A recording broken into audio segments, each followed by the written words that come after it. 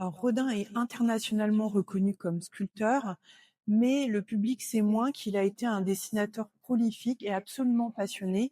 Il a d'ailleurs laissé à l'État en 1916 plus de 7000 dessins, ce qui témoigne de l'importance de ce second versant de sa création.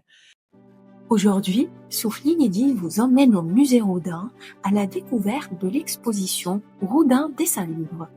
Le parcours met en lumière Rodin dessinateur en action, où le geste, la forme et le mouvement s'affirment avec audace et inventivité. Libéré des poses conventionnelles, il saisit ses modèles en mouvement et explore des couleurs vives et arbitraires. Une liberté qui dépasse le seul registre plastique et touche également des dimensions plus audacieuses. Cette liberté, elle n'est pas seulement plastique, elle est aussi morale.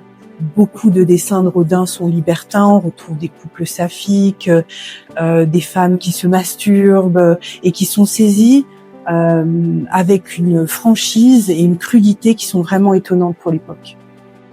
Chaque œuvre sur papier révèle son processus créatif et la liberté de son trait.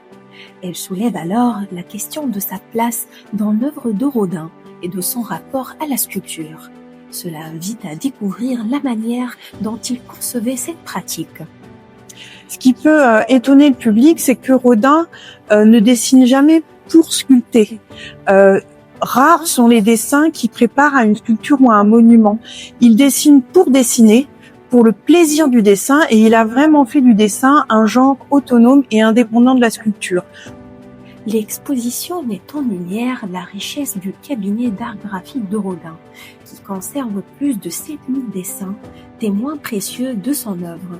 Ils sont regroupés en grands ensembles, retraçant l'évolution de l'artiste. L'idée, c'était de montrer dans l'ordre, d'abord les dessins de jeunesse de Rodin, qui on peut situer autour des années 1850, puis les dessins d'architecture, qui commencent autour des années 1870, ensuite les dessins noirs, qui sont un corpus complexe, composé d'environ 600 dessins et dont on a montré une petite sélection, mais il faut imaginer un ensemble beaucoup plus vaste conservé en réserve. Les dessins dits de transition qui émergent au tout début des années 1890 et enfin les dessins de la maturité qui vont se multiplier au soir de sa vie à un moment où Rodin va dessiner quotidiennement. Et cette dernière section, il faut imaginer que ça correspond à environ 60% du fond. Rodin Dessin Libre nous a permis de voyager à travers des dessins les plus secrets de l'exposition. Une immersion au cœur de la créativité de Rodin entre traits, formes et émotions. Et à très bientôt pour de nouveaux rendez-vous culturels avec Souffle Inédit.